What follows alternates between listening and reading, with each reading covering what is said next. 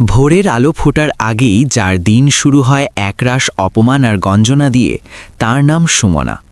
চামড়ার রং যে মানুষের ভাগ্যলিপি এমন নির্মমভাবে লিখে দিতে পারে, তা সুমনার দিকে না তাকালে বিশ্বাস করা কঠিন। চায়ের কাপে চুমুক দেওয়ার আগেই সৎমায়ের কর্কশ কণ্ঠস্বর যেন তার রোজকার রুটিন। ওরেও কালি, নবাবজাদি আমার, এখনও চা হলো না? পাড়াপড়শিরাও কম যায় না, তাদের ফিসফিসানি কানে আসে, বড় মেয়ের এই যদি হয় ছাদ, তবে না জানি এদের রক্তে কি দোষ আছে। সুমনার জীবনটা যেন একটা জ্বলন্ত কয়লার ওপর দিয়ে হেঁটে চলা, যেখানে একটু পা হরকালেই সৎমা সালমা বেগমের হুমকি, খাবারে যদি একটু ১৯-২০ হয় তবে আজ তোর পিঠের চামড়া আমি আস্ত রাখব না। শহরের এক পুরনো গলির শেষ মাথায় দাঁড়িয়েছিল জরাজীর্ণ এক দোতলা বাড়ি, যার দেওয়াল থেকে পলেস্তরা খসে ইটের পাঁজর বেরিয়ে পড়েছিল, এবং সেই সীমানা প্রাচীরের ভেতরেই সুমনার পুরো জগৎটা আটকা পড়েছিল। সুমনার বয়স মাত্র ৭ বছর হলেও তার চোখের গভীরে এমন এক বিষণ্ণতা বাসা বেঁধেছিল, যেন সে কয়েক জনমের বেদনা বয়ে বেড়াচ্ছে। সুমনার একমাত্র অপরাধ ছিল তার গায়ের রং, যা ছিল অমাবস্যার রাতের মতো ঘোর কালো। জন্মের সময় মাকে হারানোয় এই বিষয়টি সুমনার জন্য এক আজন্ম অভিশাপ হয়ে দাঁড়িয়েছিল। পাড়ার মহিলারা আর তার নিজের বাড়ির লোকেরাই বলাবলি করত যে এই মেয়ে তো জন্মেই নিজের মাকে খেয়ে ফেলেছে, একে তো কালো, তাই আবার অলক্ষণে। সুমনার বাবা জনাব রহমান সাহেব ছিলেন অত্যন্ত নিরীহ এবং গোবেচারা প্রকৃতির মানুষ। তিনি সরকারি অফিসে সামান্য বেতনের কেরানি ছিলেন। স্ত্রীর মৃত্যুর পর সংসার সামলানো এবং ছোট্ট সুমনার দেখাশোনার জন্য তিনি দ্বিতীয় বিয়ে করেছিলেন। নতুন মায়ের নাম ছিল সালমা বেগম। সালমা যখন নতুন বউ হয়ে এলেন, প্রথম দিকে সুমনাকে কিছুটা স্নেহ দেখাতেন, কিন্তু যেই তার নিজের কন্যা সন্তানদের জন্ম হলো, সালমার আচরণ ১৮০ ডিগ্রি ঘুরে গেল। সালমার কোল জুড়ে এলো ২ মেয়ে, রিয়া আর প্রিয়া। বিধাতার কি বিচিত্র লীলা! সালমার ২টি মেয়েই হল দুধে আলতা ফর্সা আর পরীর মতো সুন্দরী। তাদের চোখ যেন টানা টানা আর গায়ের রং কাঁচা সোনার মতো। এখন একই ছাদের নিচে আঁধার আর আলো পাশাপাশি বেড়ে উঠতে লাগল। একদিকে সুমনা, যে ঘরের কোণে নিজেকে লুকিয়ে রাখত, যার গায়ের রং ছিল পোড়া রুটির মতো কালো, আর অন্যদিকে রিয়া ও প্রিয়া, যারা রঙিন প্রজাপতির মতো সারা বাড়ি নেচে বেড়াত। জ্ঞান হওয়ার পর থেকে সুমনা যে কথাগুলো সবচেয়ে বেশি শুনেছে তা হল, সরে যা কালি, পেছনে যা, তুই কেন সামনে এলি? যখনই বাড়িতে কোনো মেহমান আসত, সৎমা সালমা সুমনাকে রান্নাঘরের অন্ধকূপে লুকিয়ে ফেলতেন এবং নিজের ২ ভরসা মেয়েকে পুতুলের মতো সাজিয়ে মেহমানদের সামনে হাজির করতেন। যদি ভুলবশত সুমনা কখনো সামনে পড়ে যেত, তবে মেহমানরা অবাক হয়ে জিজ্ঞেস করত, আরে এ কি আপনাদের কাজের বুয়ার মেয়ে? এই প্রশ্ন সুমনার কচি বুকে তীরের মতো বেদ্ধ। সালমা চটজলদি মিথ্যা বলে পরিস্থিতি সামাল দিতেন। হ্যাঁ, ও ঘরের কাজে সাহায্য করে, দূর সম্পর্কের এক আত্মীয়। বাবা রহমান সাহেব এসব অন্যায় দেখতেন, কিন্তু দাপুটে স্ত্রীর মুখের ওপর কথা বলার সাহস তার ছিল না। তিনি কেবল মাঝে মাঝে সবার আড়ালে সুমনার মাথায় হাত বুলিয়ে বলতেন, মারে, মন খারাপ করিস না, ওপরওয়ালা সব দেখছেন। সময় গড়িয়ে চলল এবং মেয়েরা বড় হতে লাগল। রিয়া আর প্রিয়া স্কুলে যেত, কলেজে যেত, নিত্য নতুন ডিজাইনের জামা কাপড় পরত এবং বান্ধবীদের সাথে ঘুরে বেড়াত। কিন্তু সুমনার জন্য বাড়ির সদর দরজা পার হওয়াও ছিল কঠোরভাবে নিষিদ্ধ। সালমা তাকে আক্ষরিক অর্থেই বাড়ির চাকরানি বানিয়ে রেখেছিলেন। কাক ডাকা ভোরে সুমনার ঘুম ভাঙত। পুরো ঘর ঝাড়ু দেওয়া, ঘর মোছা, সবার জন্য নাস্তা বানানো, কাপড় কাচা, বাসন মাজা সবই তাকে করতে হতো, আর বিনিময়ে জুটত শুধু শুকনো রুটি আর কটু কথা। সালমা সব সময় চিৎকার করতেন, ওরে ও কালি, এখনও চা হয়নি? ওরে অলক্ষণে, তুই আবার তরকারিতে লবণ বেশি দিয়েছিস?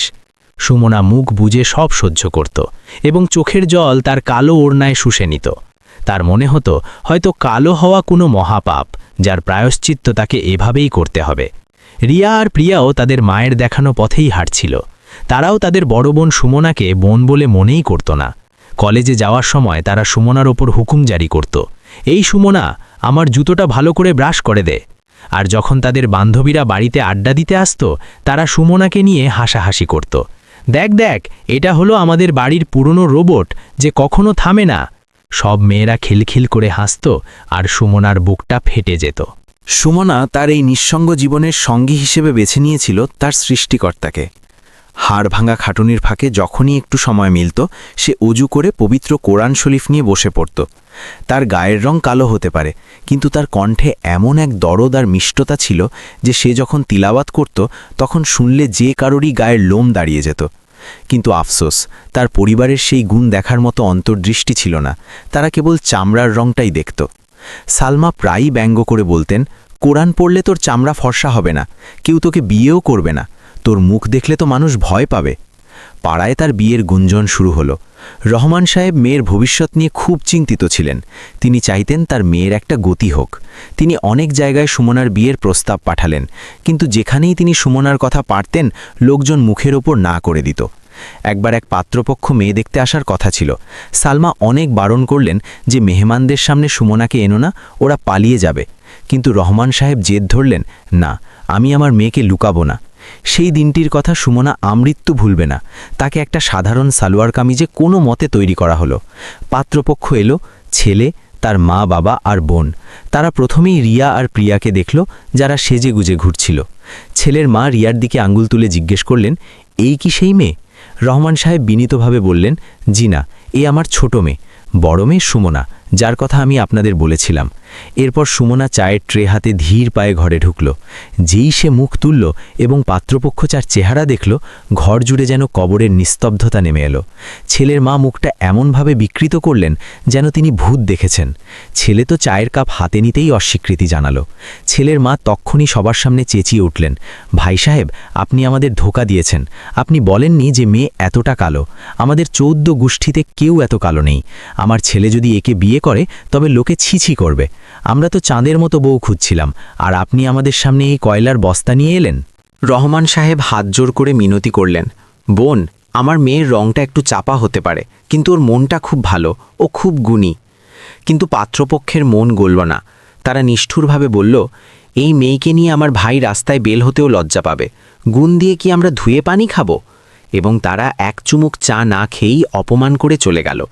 যাওয়ার সময় তারা সুমনার দিকে এমন ঘৃণার দৃষ্টিতে তাকালো যেন সে কোনো মানুষ নয়, রাস্তার ধুলো। তারা চলে যাওয়ার পর সালমা যে লঙ্কাকাণ্ড বাঁধালেন তা ছিল আরও ভয়াবহ। দেখে নিলে তো, আমি তো আগেই বারণ করেছিলাম ওকে সামনে এনো না। আমার মান সম্মান সব ধুলোই মিশিয়ে দিলে। এখন শান্তি পেলি তুই? তোর জন্য আমার অন্য মেয়েগুলোর বিয়েতেও বাধা আসবে। লোকে বলবে বড় বোন যখন এমন কুৎসিত, ছোটগুলোর নিশ্চয়ই কোনো দোষ আছে। যা, দূর হ আমার চোখের সামনে থেকে।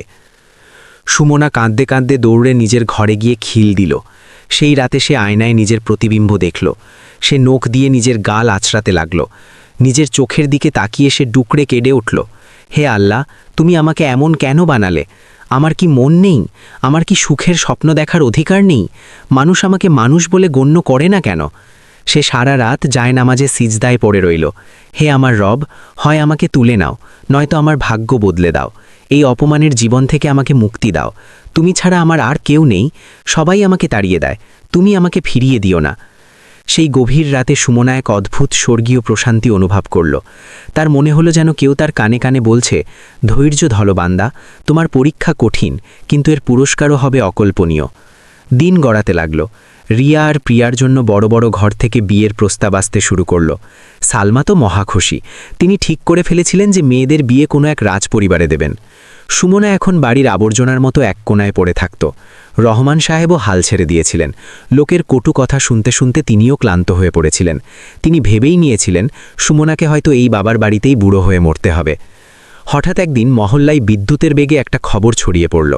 জানা গেল শহরের সবচেয়ে বড় শিল্পপতি চৌধুরী সাহেব, লন্ডনে যার বিশাল ব্যবসা সাম্রাজ্য, তার একমাত্র ছেলে বিয়ের জন্য দেশে ফিরেছে। শিল্পপতির নাম ছিল চৌধুরী আমজাদ হোসেন, আর তার ছেলের নাম ছিল আয়ান। লোকে বলাবলি করছিল আয়ান এত সুদর্শন আর ধনী যে তার জন্য মন্ত্রীর মেয়েও লাইন দেবে। চৌধুরী সাহেবের পরিবার ছিল অত্যন্ত রক্ষণশীল এবং আভিজাত্যে ভরা। তারা এমন একটি মেয়ে খুঁজছিল যে হবে ঘরোয়া এবং ধর্মপ্রাণ। সালমা যখন এই খবর শুনলেন, তার চোখ লোভে চকচক করে উঠল। তিনি ভাবলেন, যদি তার মেয়ে রিয়া বা প্রিয়ার বিয়ে আয়ানের সাথে হয়ে যায় তবে তো কেল্লা ফতে। তারা টাকার পাহাড়ে শুয়ে থাকবে। তিনি রহমান সাহেবের পেছনে লেগে কোনো মতে এক ঘটকের মাধ্যমে চৌধুরী সাহেবের কানে প্রস্তাব পৌঁছালেন। তার শতভাগ বিশ্বাস ছিল তার মেয়েদের রূপের জৌলুস দেখে তারা না করতেই পারবে না। আশ্চর্যের বিষয় হল, চৌধুরী সাহেবের বাড়ি থেকে উত্তর এলো যে তারা মেয়ে দেখতে আসছেন। সালমার আনন্দ আর ধরে না। পুরো বাড়িতে যেন উৎসবের ধুম পড়ে গেল। চুনকাম করানো হলো, নতুন পর্দা টাঙানো হলো। রিয়া আর প্রিয়াকে বিউটি পার্লারে পাঠানো হলো, যাতে তাদের রূপ আরও ফেটে পড়ে। রাজকীয় সব খাবারের মেনু তৈরি হলো। কিন্তু এই মহাযজ্ঞের ধকলটা কার ওপর গেল? বলাই বাহুল্য, সুমনার ওপর। খবরদার, তুই যদি সেদিন মেহমানদের ছায়াও মারাস, তুই রান্নাঘরেই থাকবি, আর ওখান থেকেই সব খাবার সাপ্লাই দিবি। আর শোন, রান্না এমন হওয়া চাই যেন মেহমানরা আঙুল চাটতে বাধ্য হয়। যদি স্বাদে কোনো হেরফের হয়, তবে তোর চামড়া আমি তুলে নেব। সুমনা নীরবে মাথা নেড়ে সম্মতি জানাল। তার মনেও একটা সুপ্ত বাসনা উকি দিল, ইস, কেউ যদি আমাকেও দেখতে আসতো। কিন্তু সে জোর করে সেই ভাবনা মন থেকে ঝেড়ে ফেলল। চুলার আগুন আর মশলার ঝাঁঝি যে তার ললাট লিখন। অবশেষে সেই দিনটি এলো। চৌধুরী আমজাদ সাহেব, তার স্ত্রী এবং তাদের ছেলে আয়ান 3টি চকচকে মার্সিডিজ গাড়ির বহর নিয়ে তাদের সাধারণ গলিতে প্রবেশ করলেন। পুরো এলাকার মানুষ ছাদ আর বারান্দায় ভিড় করল তাদের এক নজর দেখার জন্য। আয়ান, যে কিনা লন্ডন থেকে ব্যারিস্টারি পড়ে এসেছে, তার পরনে ছিল সাধারণ পাঞ্জাবি পায়জামা আর মুখে সুন্নতি চাপ দাড়ি। তার চেহারা থেকে যেন নূর ঠিকরে পড়ছিল, যা দেখে কেউ চোখ ফেরাতে পারছিল না। তারা ড্রয়িং রুমে বসল। সালমা আর রহমান সাহেব তাদের রাজকীয় অভ্যর্থনা জানালেন। রিয়া আর প্রিয়াকে একেবারে পরীর সাজে সাজিয়ে সামনে বসানো হলো। আয়ানের মা মেয়েদের খুঁটিয়ে দেখলেন এবং প্রশংসা করলেন, মাশাল্লাহ, মেয়েরা তো দেখতে বেশ মিষ্টি। সালমা গর্বে ফুলে ফেপে উঠলেন। তিনি রিয়ার গুণগান গাইতে শুরু করলেন। জি, আমার রিয়া তো নামকরা ইংলিশ মিডিয়ামে পড়েছে। ও আধুনিক দুনিয়ার হালচাল সব বোঝে। লন্ডনে আপনার ছেলের পাশে ওকেই সবচেয়ে বেশি মানাবে।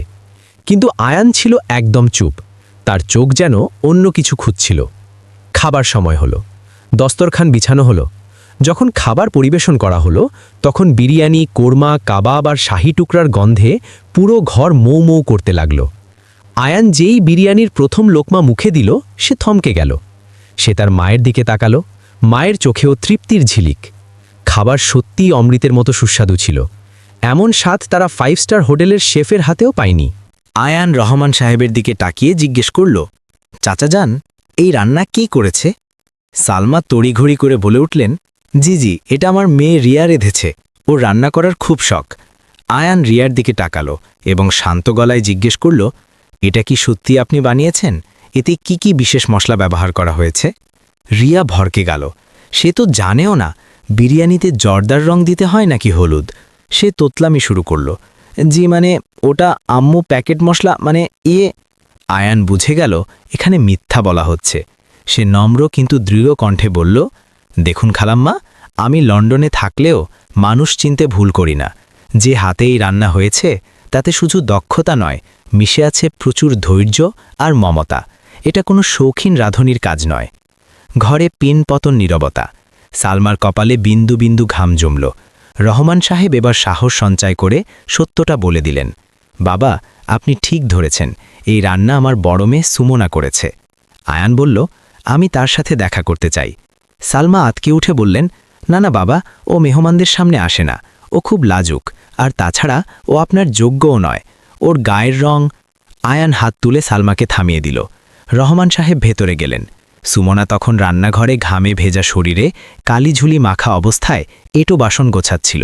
বাবা বললেন, মারে, চল, তোকে বাইরে ডাকছে। সুমনা কেঁপে উঠল, বাবা, আমি এই অবস্থায় কিভাবে যাব? আমার কাপড় নোংরা, আমার চেহারা। বাবা বললেন, তুই চল মা। সুমনা কাঁপতে কাঁপতে ড্রয়িং রুমে এসে দাঁড়ালো। সে লজ্জায় মাথা নিচু করে রেখেছিল।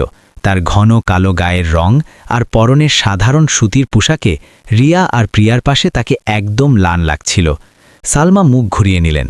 ভাবলেন, ব্যাস, হাতছাড়া হয়ে গেল সোনার হরিণ। আয়ানের মা সুমনাকে গভীর দৃষ্টিতে দেখলেন। তারপর তিনি নরম সুরে বললেন, মা, মাথা তোলো। সুমনা ভয়ে ভয়ে চোখ তুলে তাকালো। তার বড় বড় কালো চোখের গভীরতায় ছিল এক অদ্ভুত মায়া আর পবিত্রতা, যা হয়তো রিয়া আর প্রিয়ার মেকআপের আস্তরণের নিচে ছিল না।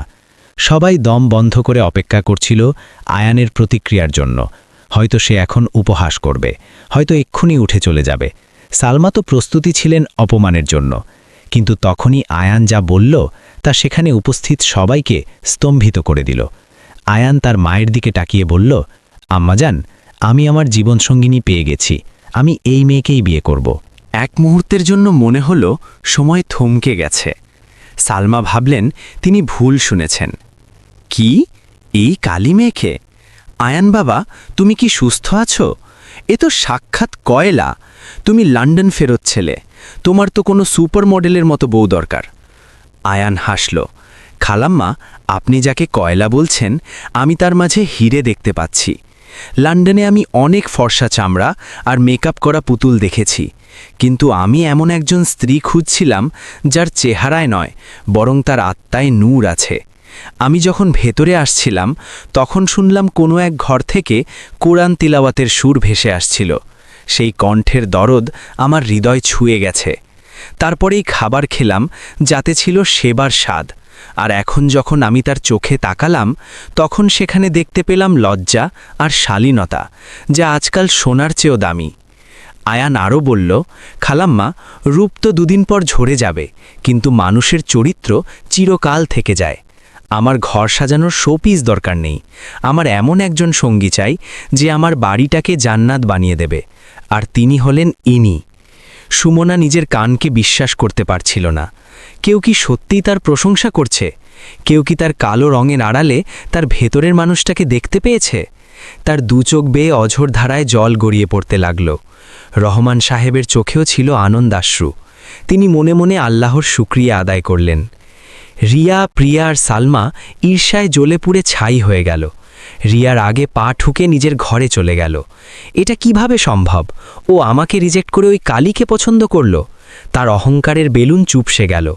কিন্তু আয়ানের সিদ্ধান্ত ছিল চূড়ান্ত। চৌধুরী সাহেবও ছেলের পছন্দে সাই দিলেন, কারণ তিনি জানতেন তার ছেলে কখনো জহর চিনতে ভুল করে না। পাকা কথা হয়ে গেল। বিয়ের দিনক্ষণ ঠিক হলো। সালমা শেষ পর্যন্ত চেষ্টা চালিয়ে গেলেন বিয়েটা ভাঙার। তিনি প্রতিবেশীদের দিয়ে খবর পাঠালেন যে সুমনা অলক্ষণে, তার অসুখ আছে। কিন্তু আয়ান কোনো কথায় কান দিল না। সে বুঝে গিয়েছিল এগুলো হিংসুটে মানুষের ষড়যন্ত্র। বিয়ের দিন এলো। সুমনাকে কোণে সাজানো হলো। আজও সালমা তাকে কোনো ভালো গয়না দেননি, কিন্তু চৌধুরী বাড়ি থেকে যে বেনারসি আর হীরের গয়না এসেছিল তা পরার পর সুমনাকে কোনো রাজরানীর চেয়ে কম লাগছিল না। যখন সে লাল বেনারসি আর হীরের নেকলেস পরল, তার শ্যামলাবরণ ত্বকও যেন উজ্জ্বল হয়ে উঠল। শহরের সবচেয়ে জাঁকজমকপূর্ণ বরযাত্রী এলো, যা দেখে নিন্দুকদের মুখও হা হয়ে গেল।